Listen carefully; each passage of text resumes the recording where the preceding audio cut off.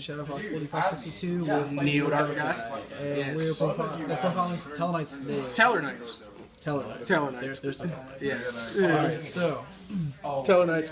what have we got so far? From this way. Okay, that way. This way. Excuse me. Yes. Well, the first of the Tellerknight triad is Satellaknight Deneb. It goes into the deck and gets another copy of a Tellerknight card that it's not itself. Yes. People say that this card is really good, and I agree with them because It's a search. I mean, it's a searcher. Right? Three I is a mean, must. yes. I do not have a third searcher because I am poor. But as soon as I get a third, I'll be in there. And then the second of the Satellaknight triad, Altair. He's the person who gets Deneb, and then Deneb gets another Altair, so it's kind of like a combo, if you will, a mini engine. Like, people use it, and then they exceed, and then they summon him again, and then they get this, and then they get another this, and then they exceed again. It is your and wolf it's just, bark. It it is just your go. It's my wolf bark. It's my DD Night Howling. It's a lot of other cards. My Junk Synchron. A lot of other cards that does like this. And the third of the Satellaknight triad, Vega.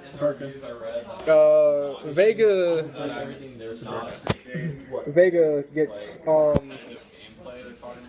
Vega's the one who special summons Altair to get the Deneb to when we need to go to Deltheros or any other rank 4 that needs 3 exceed materials.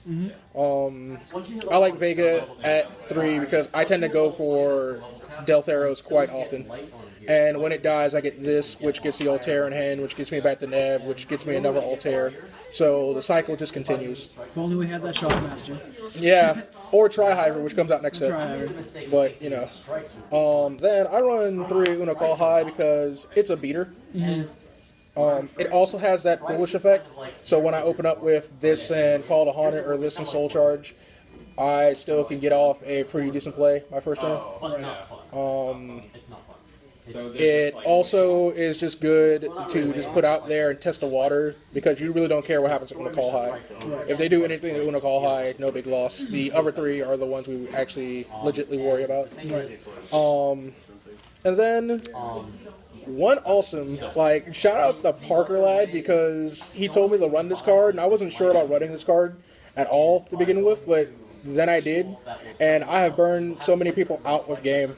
It's like, it changes Cowboy's range to 800 to 1800, and that's a major change. Also, with other card effects like hard to get over cards like Beals, I can just burn people out that way. I actually got a Beals to 7,000 attack with this guy and Cowboy and some other burn cards, which is pretty hilarious. Then I have the one Photon Thrasher, which again tests the waters like Una Call High does, but it doesn't take up my normal summon. And since Deltheros is generic, it kind of also plays the part as Vega to when I make Deltheros. Gotcha. He also beats for 21. That is pretty impressive. And he's also a light warrior, which also kind of goes with the deck. Honest, self-explanatory, to defend yourself and other stuff. Blackwing Zephyros the Elite, which I just put in there until I get serious next set. Okay. But like sometimes I have to bounce back a Vega or a Altair that got negated, so it gives me an extra turn and an extra resource in that respect. Okay, so how do you usually get it in the grave? Like, is it usually dead in your hand, or? Oh no, like I just summon it whenever I have dominance or whenever I'm behind. I just put it in defense mode, or I just beat down with it because 16 is against like some other decks is a respectable beating number. I mean, Marmelo 16. Wow, that's the only card that's come into my mind at 16 right now. Can't believe I just said that. And then we go on to the spells, the one Book of Moon. Because staple. Yeah, and also I can flip the Neb back face down to flip it back face up. And I get her effects off like that. Double Typhoon. Of course. Because Vanity's Emptiness is a thing. Yep. All on with Skill Drain. Yep. And other face-up continuous trap cards that you do not want active. Right. Double Starcross, or Skybridge, excuse me. Skybridge to dodge Veiler, OTK Proprietor to dodge Breakthrough Skill, which is just wrecking people's days sometimes. Yep. And it lets me go for Deltheros a whole lot easier. I got you. 2 Rhoda, because Rhoda gets Deneb, and then Deneb gets something else. Soul Charge? Yep. Soul Charge is like my Monster Reborn in this deck. I only run 1 because if I'm behind, multiple Soul Charges isn't going to help me. That's all you and if I'm in head, like I don't need multiple Soul Charge, so I just run 1. Plus your Altair and your calls are pretty much... Yeah.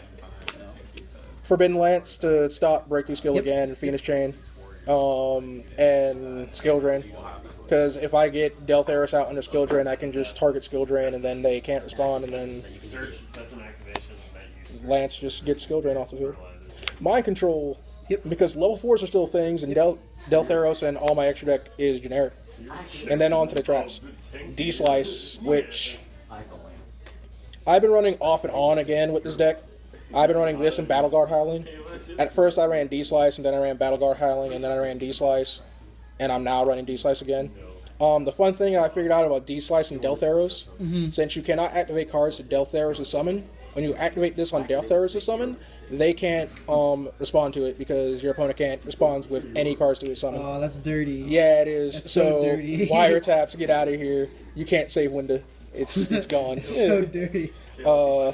Breakthrough Skill. Obvious. Yeah, I mean, it stops effects. You get 2 shots at it. It's just really great.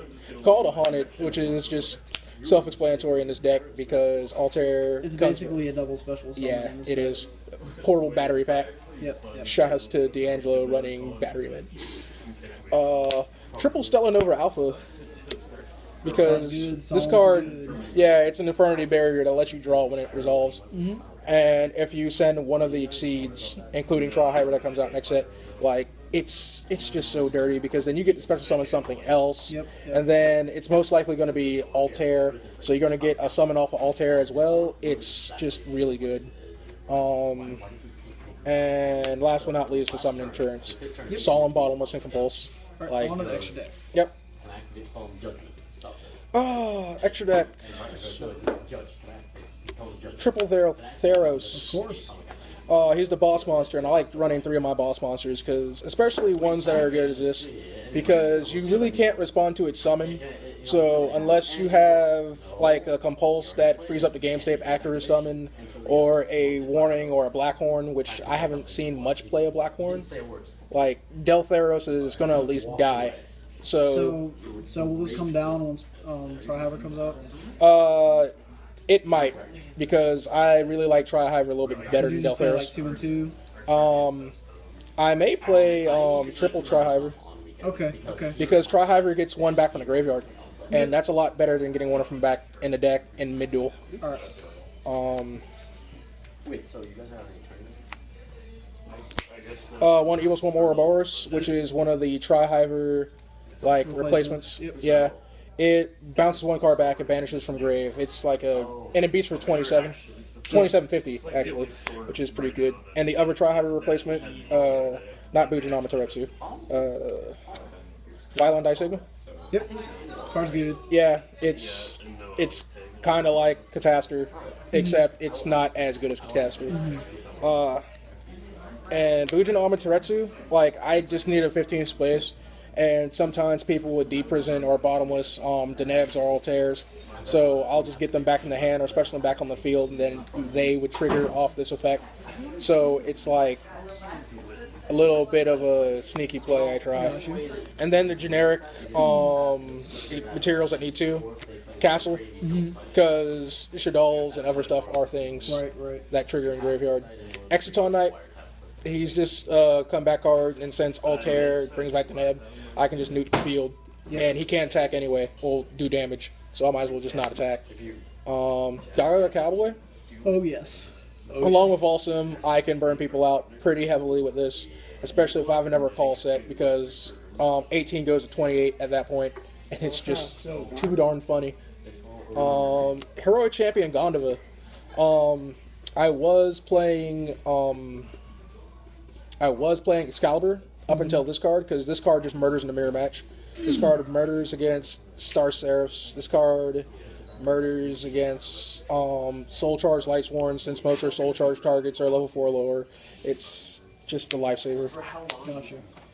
101 Obviously. to get other problematic cards off the field. Star Liege Paladynamo to stop problematic cards, and when he dies, I get a draw off of it. Yep. Daigusto Emerald, shuffle back in. Yep. Altairs, they go back right into the deck so I can draw them again. Rhapsody and Berserk. Skarm's worst enemy, because after Skarm goes to the graveyard, main phase 2, you just make this. It's not in the grave, and it can't resolve during the end phase of that turn since it's not in the grave. And the last card, the Black Ship of Corn. Obviously. Yeah. Are you gonna raise this to 2? It all depends how the meta looks. Cliff Walks are right around the corner, and Pendulum Monsters go to the extra deck, so I don't get the burn damage with Black Ship of Corn. Gotcha. I'm hoping that rumor of Rongominant is true, so I can run Rongominant instead. Okay. So, What do you have for a side? Or do you have the cards that I have right now for side is Dark Hole, just like generic board wipe stuff. Yep. So I can just go in afterwards. Trap Eater, which really takes care. Vanities. Yangjin Creation, Call to Haunted, Phoenix Chain, anything. And it's also a level 4, so it's kind of neat. Battle Guard Howling. Yep. Oh, that card's nasty. My on again, off again with D-Slice, because it also does not destroy the monster, it bounces it back, and it also does burn damage to the monster. Yep. Fun little fact, since it burns and then bounces back, and Apokill Aquiller is unaffected by traps and stuff, it will do the burn damage to Apokill Aquiller, but it won't bounce it back, so it's like a magic cylinder against Apokill Aquiller. That's kind of ridiculous. Mind Crush, and I might actually run Mind Crush at 3 when Tri-Hyper comes out. Just because you know exactly what what's going so you're back. gonna knock 2 cards out. Yeah. Soul Drain, because the deck can Obviously. benefit a lot off, like, the only things that get their effects in grave are the Exceeds, and since they already have 2 stuff on summon and on the field, the grave effect really doesn't, like, bother me losing it. And then Shadow Imprisoning Mirror, Of course. because two of the 4 decks right now that are prevalent in the meta are dark, so hey, why not? Alright, so any closing thoughts? What are your best matchups, worst matchups? Best matchups right now are Yang Zing. After I get Tri-Hiver, Shadal's will be a little bit easier. Same thing with Burning Abyss. Winda's still a pain though, so anything that can stop Winda, really well established boards, because they really can't come back that well outside the Exciton stuff. Yes, thank you. The mirror match is kind of tough if you're going second and they already have their Deneb, or they have their Deneb and you don't, which is why I picked up the Gondova. Do you have a lot of problems against like tier 1.5 and 2 decks, like a lot of other meta decks do? Somewhat, not much though. The only tier 1.5 deck I see myself having trouble with a couple of times is Bujin. And sometimes I just catch them asleep when they activate a Yamato effect or a Susanoo effect when I flip over the counter trap. Gotcha. Which just totally wrecks their day. Gotcha. Yeah, other than that, I can't really think of any more troubling decks right now that can give Satellaknights that much trouble. Okay, we'll do a follow-up to this when next challenge comes out. So definitely, because I need to show off Sirius and Tri-Hyper. Yep. So this is Shadow Fox 4562. And Neo Dark Guy. And New Dark Guy.